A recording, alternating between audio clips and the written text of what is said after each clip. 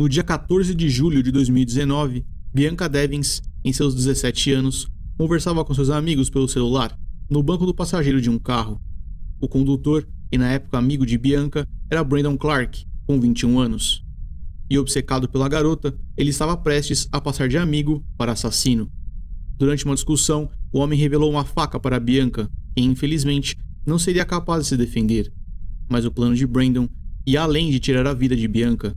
O criminoso também filmou esse ataque em seu celular, bem como publicou fotos do corpo da garota, já sem vida, na internet. Após documentar aquele ato covarde e terrível, o assassino ligou para a polícia, passando sua localização aos agentes. Com uma tentativa de não pagar por aquele crime, Brandon causou um ferimento no próprio pescoço, publicando sua última foto em uma rede social. Diversas viaturas chegaram rápido ao local, identificando tanto o criminoso como a vítima. O que restava descobrir agora era a motivação para um ato tão terrível e cruel. Bianca Michelle Devins nasceu no dia 2 de outubro de 2001, na cidade de Utica, em Nova York, nos Estados Unidos. A filha mais velha do casal Michael e Kimberly Devins, Bianca tinha uma irmã de nome Olivia. Seu pai era um homem bastante agressivo, iniciando discussões com sua mãe que beiravam um conflito físico. Desde pequena, Bianca foi descrita como uma menina muito carinhosa e protetora, e mesmo com pouca idade, ela já saía em defesa da mãe durante algumas dessas brigas. A relação entre os pais e o ambiente criado por eles trariam algum impacto para a vida da garota no futuro. Sua relação com Olivia era saudável e aparentemente não houve nenhum problema em sua passagem na escola durante o ensino fundamental. Após entrar no ensino médio, a mãe de Bianca notou uma grande diferença no comportamento da filha. Agora sofrendo com bullying por causa de sua altura, aquela menina radiante, que adorava explorar o mundo, deu espaço para uma jovem quieta e completamente desinteressada. Bianca deixou de sair com seus amigos e passou a ficar trancada em seu quarto. Preocupada com a saúde mental da filha, sua mãe a levou ao médico. Bianca foi diagnosticada com depressão, ansiedade, transtorno de estresse pós-traumático e transtorno de personalidade borderline. Como resultado dessas condições, Bianca poderia apresentar instabilidade ou hipersensibilidade em seus relacionamentos interpessoais. Ela também poderia exibir flutuações extremas de humor e impulsividade, bem como enfrentar instabilidade em sua autoimagem.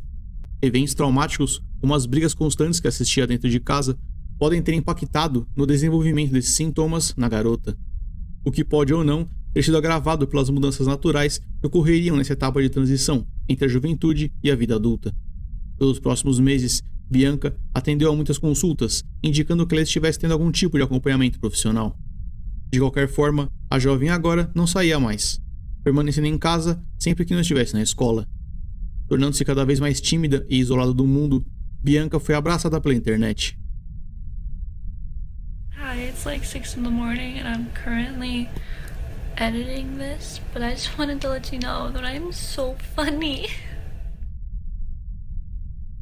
Obcecada por memes, anime e Minecraft, ela finalmente parecia ter encontrado coisas que lhe causavam interesse novamente.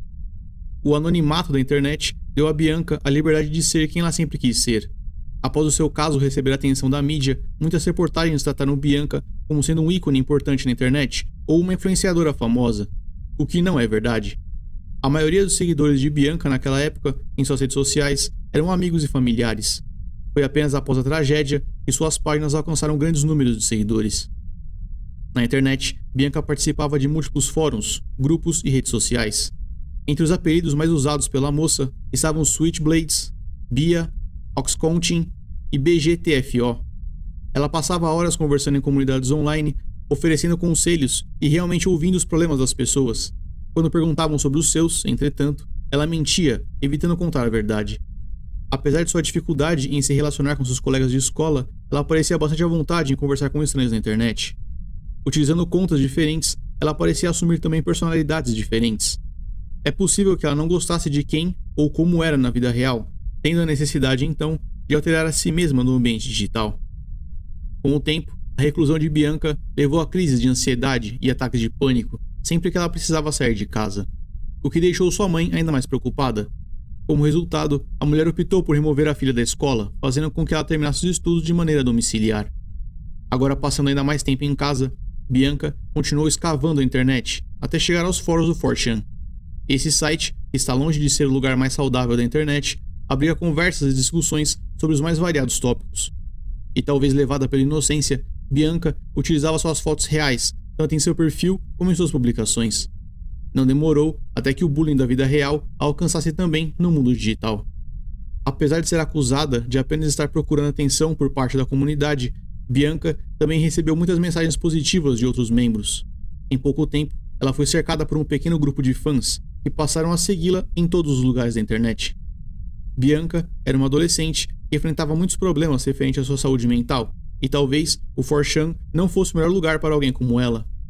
Por vezes, chamados de orbitadores, existem alguns usuários em fóruns como esse, cujo comportamento é bastante estranho e talvez até perigoso. Eles desenvolvem uma obsessão por uma pessoa em destaque, na maioria das vezes mulheres, e passam a oferecer dinheiro e presentes em troca de atenção. Muitos deles, inclusive, esperam receber fotos íntimas como pagamento para esses presentes. Talvez uma melhor descrição seria um nível mais agressivo do stalking que conhecemos hoje.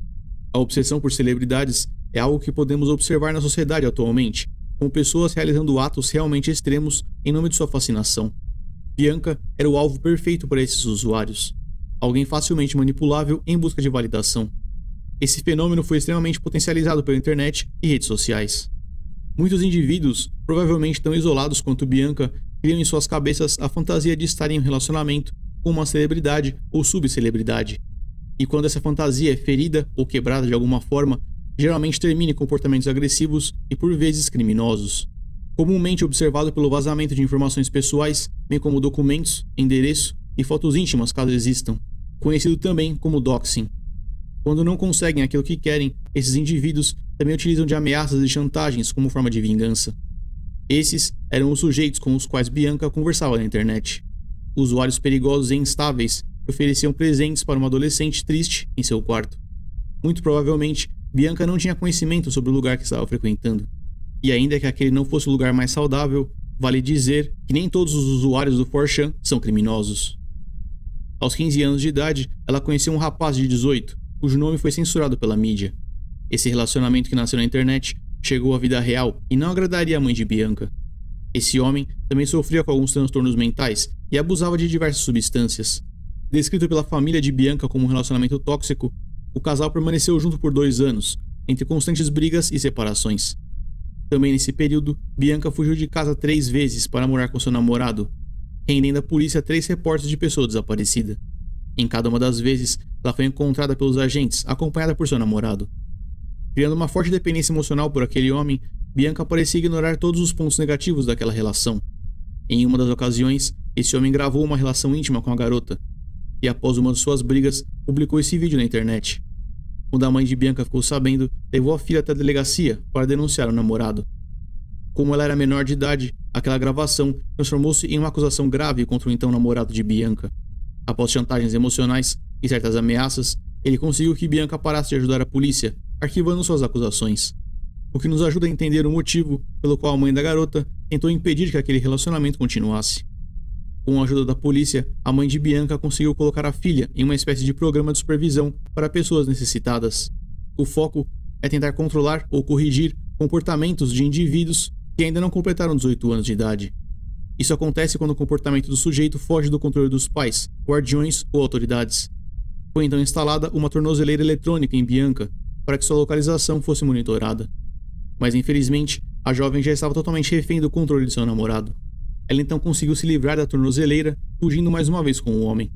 Após muitas tentativas, a mãe de Bianca optou por internar a própria filha no Instituto de Saúde Mental St. Anne, localizado em Albany, Nova York. Durante os próximos 8 meses, Bianca apresentou uma melhora significativa em sua saúde mental. Com o acompanhamento profissional correto e o constante contato da família, ela parecia finalmente entender os esforços de sua mãe. Em 2019, Bianca voltou para casa, exibindo um comportamento muito melhor do que antes. Decidida a entrar na área de psicologia, ela tentou se aproximar novamente de seus colegas, levando uma vida mais saudável do que antes. O futuro de Bianca parecia realmente promissor, até que ela recebeu uma nova solicitação em seu Instagram. Era um pedido de amizade de um garoto educado, tranquilo e narcisista. Brandon Andrew Clark nasceu no dia 6 de outubro de 1997. Pouco se sabe sobre sua história, a não ser por um evento impactante durante sua infância. Aos 12 anos de idade, Brandon assistiu seu próprio pai, Jason, apontando uma faca para sua mãe. Acusando a esposa por traição, o homem manteve a mulher refém por aproximadamente 10 horas. Sofrendo diversas agressões físicas, a mãe de Brandon permaneceu em pânico com a lâmina próxima ao seu rosto, enquanto o homem gritava que ia matá-la para depois tirar a própria vida. A polícia chegou ao local e conseguiu negociar com Jason, que liberou a mulher e se entregou. Jason foi encaminhado para a delegacia, sendo preso em seguida. Não há informações sobre se Brandon teria presenciado, ainda que em partes, essa agressão, mas é possível que esse não tenha sido o primeiro ataque de seu pai contra a esposa. De qualquer forma, o garoto ficou sabendo da história, vendo seu pai entrando na prisão e sua mãe saindo do hospital. Brandon foi descrito como um jovem muito educado e bastante solícito, e por conta das semelhanças desse ataque com seu próprio crime, muitas pessoas acreditam que as agressões de Jason tenham provocado certo impacto nas ações do filho no futuro. A mãe de Brandon também foi presa algum tempo depois por motivos desconhecidos, fazendo com que o filho fosse criado por parentes. Apesar da imagem de gentil e educado, Brandon revelaria interesses bastante perturbados para seus amigos. Aos 16 anos, o jovem era obcecado por conteúdo adulto, em especial por hentais, que basicamente são ilustrações de teor adulto. Por conta do tipo de mangás e desenhos consumidos por Brandon, seus amigos já suspeitavam que ele tivesse interesse por menores de idade, o que foi negado pelo jovem, que dizia ser apenas uma preferência de leitura. Mais tarde, isso foi provado como sendo mentira. Nessa mesma época, Brandon trocava mensagens na internet com uma garota de 12 anos, enviando a ela fotos íntimas, na tentativa de persuadi-la a fazer o mesmo. Brandon já era um indivíduo desprezível antes de conhecer Bianca, e estava claro que ele procurava alguém com características parecidas. Talvez por esse motivo, ele tenha enviado à moça uma solicitação de amizade, e infelizmente foi aceita. Brandon é um sujeito que exibe diversos traços de narcisismo, e ficarão cada vez mais evidentes ao longo deste vídeo. Criando uma máscara de cavalheiro e respeitador, ele foi capaz de manipular não apenas Bianca, mas também sua família, para fazer crer que ele fosse uma boa amizade. Rapidamente, os dois se tornaram melhores amigos. Nessa época, Brandon tinha 21 anos e Bianca 17. Ele se aproveitou das condições da moça, dando a ela tudo o que ela mais precisava: atenção. Inúmeras mensagens e elogios que foram mal interpretados por Bianca como amizade eram claramente uma tentativa de Brandon de se aproximar de maneira romântica da garota. Ele passou a comentar em cada uma de suas publicações na internet, tanto em fóruns como em redes sociais. Com o tempo, Bianca percebeu os avanços de Brandon e deixou claro que eles eram apenas amigos. O homem foi capaz de conquistar a confiança de toda a família de Bianca e não desistiria da ideia de tê-la como namorada. Cobrindo a moça de presentes e elogios, ele ainda não parecia ter entendido que ambos seriam apenas amigos. Progredindo cada dia mais em sua saúde mental, Bianca estava pronta para ir em seu primeiro show depois de tanto tempo. Nicole Dollenganger, uma cantora, se apresentaria muito em breve, e foi esse o show escolhido por Bianca. Nas semanas anteriores, a moça conheceu um jovem de nome Alex. Eles conversaram durante muitas horas pelo Discord, um aplicativo voltado para a comunicação e criação de comunidades. Bianca parecia demonstrar interesse em Alex, que admitiu para ela nunca ter beijado na vida, o que parece ter deixado a garota ainda mais interessada. Bianca então convidou esse jovem para o show, mas ficou com medo de que parecesse estranho irem sozinhos, já que aquele seria o primeiro encontro. Ela então convidou Brandon, que prontamente aceitou ir ao show. Entretanto, as coisas mudaram quando Bianca contou sobre Alex. Naquele mesmo dia, assim que terminou sua conversa com Bianca, Brandon pesquisou em seu computador alguns termos bastante suspeitos. Entre eles, como encontrar pontos vitais, como incapacitar uma pessoa e buscas gerais sobre como enforcar ou estrangular alguém. Os ciúmes de Brandon terminariam em consequências terríveis que nunca passaram pela cabeça de Bianca. Colocando uma lona, cordas e uma faca em seu carro, Brandon já estava preparado. Todas essas informações, que mais tarde foram confirmadas pela polícia, sugerem planejamento. O criminoso teve muitas oportunidades para desistir do seu plano, mas não o fez, o que invalidaria uma alegação de insanidade no futuro. Mas para Brandon, isso não importava mais. Se Bianca não fosse dele, não seria de mais ninguém.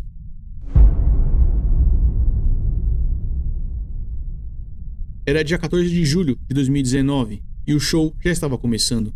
Brandon, Bianca e Alex foram capazes de se encontrar, dando início àquele evento. Em determinado momento, Bianca se aproximou de Alex, dando um beijo no rapaz. Apesar de furioso, Brandon conseguiu resistir a seus impulsos nesse momento, dando continuidade ao seu plano.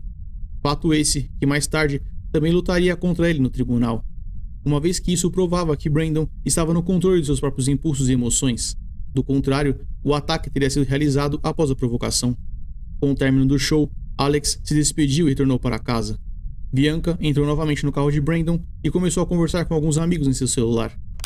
Nessas conversas, a jovem descreveu o que tinha acontecido naquele encontro. Em uma das mensagens, ela indica ter percebido uma mudança de comportamento em Brandon, mas não havia como ela saber o que estava para acontecer. Até então, nada indicava que aquele homem fosse capaz de um ato como aquele. Em seu próprio celular, entretanto, Brandon já deixava mensagens em suas redes sociais. Mensagens essas que fizeram sentido apenas após a tragédia cometida. No caminho de volta, Bianca pegou no sono. Podemos apenas supor que, por conta dos ciúmes de Brandon, aquele carro estivesse em silêncio e com um clima não muito agradável. Foi quando essa publicação foi feita pelo homem, deixando mais uma pista para trás. Parando em um lugar isolado, Brandon deixou o veículo e foi até o porta-malas, voltando com sua faca na mão. Ele então deu início a uma gravação em seu celular, filmando a si mesmo. Em seguida, ele acordou a moça, questionando sobre o beijo que havia presenciado. Assustada, ela pediu desculpas, mas lembrou Brandon que eles eram apenas amigos e que nunca ficariam juntos. Furioso, ele desferiu um soco no rosto de Bianca, que não foi capaz de reagir. Assim que ela ameaçou sair do carro, Brandon rasgou a garganta da jovem com a faca, causando um ferimento gravíssimo. Ele então interrompeu a gravação para reiniciá-la segundos depois, capturando em vídeo os últimos suspiros de Bianca. A jovem não resistiu, vindo a óbito dentro do carro. Com suas mãos lavadas em sangue, o criminoso tirou algumas fotos do corpo de Bianca e publicou no grupo do Discord do qual participavam. Um dos usuários tentou fazer uma busca reversa da imagem, mas não teve sucesso. Ainda sem acreditar que aquela foto fosse real, Brandon foi questionado sobre Bianca e não parecia responder a nenhum de seus amigos. Ele então admitiu que a moça estava em seu carro. Essa última frase fazia referência a um meme da época sobre a disputa de seguidores entre PewDiePie e T-Series. E por mais que seja óbvio, é bom dizer que nenhum desses canais teve nenhum tipo de envolvimento com o caso de Bianca. Esse foi apenas mais um comentário de um assassino perturbado que encarava aquele homicídio como piada. Rapidamente, os membros daquele grupo entraram em contato com a polícia, que passou a receber diversas ligações. Totalmente perdido em suas fantasias, Brandon enrolou o corpo de Bianca, removendo-a do veículo. Ele tinha acabado de destruir uma família inteira e permanecia completamente alheio a toda a situação. Seus movimentos quase teatrais indicam quão perturbado estava aquele indivíduo. No chão, próximo ao corpo de Bianca, ele ainda escreveu: "Que você nunca se esqueça de mim." A polícia já tentava entrar em contato com a família de Bianca para mais informações, mas Brandon ainda não tinha terminado. Ele então alterou a descrição de sua página no Instagram, dizendo que agora não sentia mais dor. O que não é verdade, mas chegaremos lá. A seguir, o criminoso publicou outras fotos em forma de despedida. Em todas as fotos, mensagens e vídeo gravado do ataque, o foco parecia ser ele mesmo, como se fosse uma espécie de protagonista em um filme que existia apenas em sua cabeça. Satisfeito com sua vingança, Brandon ligou para a polícia. Durante essa ligação, qual também foi gravado em vídeo pelo próprio criminoso, Brandon ria e fazia piadas enquanto descrevia o que fez, antes de passar sua localização ao atendente. Ele então diz que não poderá ficar muito tempo na linha, pois ainda precisa fazer a parte do suicídio daquele assassinato suicida. Brandon então ateou fogo em seu próprio notebook, provavelmente na tentativa de destruir evidências de seu planejamento. Em seguida, ele iniciou uma transmissão ao vivo, deitando ao lado do corpo de Bianca. Posicionando sua faca no próprio pescoço, ele abriu um corte profundo em sua pele. Sua última foto publicada na internet, já com ferimento à mostra, seguia com o comentário: "Do pó ao pó." Entretanto, talvez impedido pela dor, o ferimento em seu pescoço, apesar de grave, não foi tão agressivo como aconteceu com Bianca. Ele então foi desarmado e socorrido. O ferimento em seu pescoço foi tratado e ele conseguiu sobreviver. Os peritos puderam identificar a vítima como sendo Bianca Devins e, por conta de todas as evidências, a investigação conseguiu ser concluída. Com o ferimento tratado, Brandon Clark foi preso.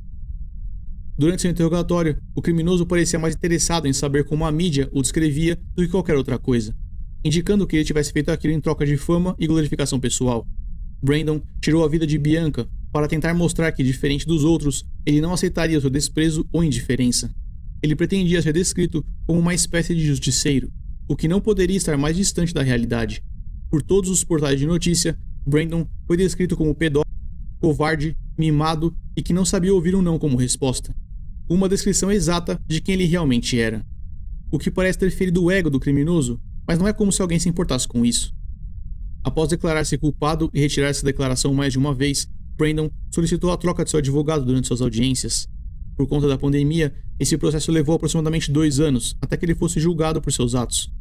E é impressionante como o impacto que esse tempo em regime fechado pode causar no comportamento de alguém como Brandon. Agora vestindo um macacão laranja e algemas, ele parecia bastante diferente daquele homem que dava risada em sua ligação à polícia. For almost 2 years now, I've sat in my cell and I've wondered what I'm going to say when it finally comes time for me to speak to the people that I've hurt. And it's never been enough. It's never been adequate. I felt to really convey my emotions and to apologize. How do you meaningfully apologize for doing something so horrible and so irreversible? And that's the worst part, is that I can't take it back. I want to. I wish I could. I would give my life in a heartbeat to Bianca if I could. And I can't. Every day I wake up and I wonder how she would have spent that day if she were still here. Every day I wish that I could do more than just wonder. And I hate myself for what I did to her. É possível que Brandon realmente se odeie nesse momento, mas talvez não pelos motivos corretos. E por mais que tenha tentado, ele não foi capaz de derramar nenhuma lágrima durante seu último discurso. Oficialmente, suas palavras indicam remorso, mas para alguns de nós ainda restam dúvidas. I don't know why. I don't understand how I could do something like that. I need to get out there with the mental health, and I felt like my mental health wasn't properly reviewed. I have a history of mental health, and maybe I could get real help.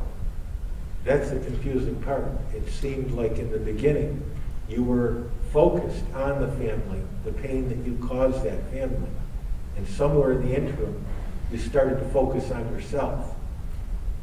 That was what was confusing to everyone. You were more worried about yourself than Bianca.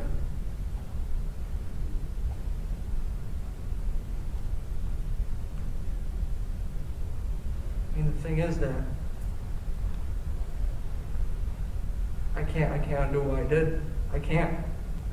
You know, I mean, everything, the words, the apologies, I mean all of it, but what does that really do in the long run? It doesn't bring Bianca back. It doesn't take the pictures off the internet. Eu não posso desfazer o que fiz. Talvez eu pudesse conseguir ajuda. A minha saúde mental não foi bem examinada. Nunca foi sobre Bianca ou seus familiares. Foi sempre sobre Brandon. Em sua mente perturbada, ele continua sendo o centro daquela história. Aparentemente, nem mesmo 2 anos após o acontecimento, ele é capaz de enxergar através do narcisismo.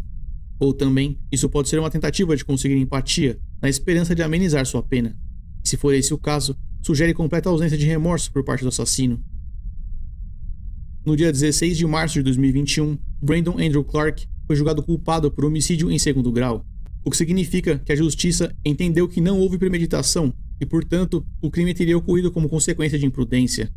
O que pode soar estranho, visto as pesquisas feitas por Brandon no dia anterior, bem como o vídeo criado por ele mesmo no momento do ataque.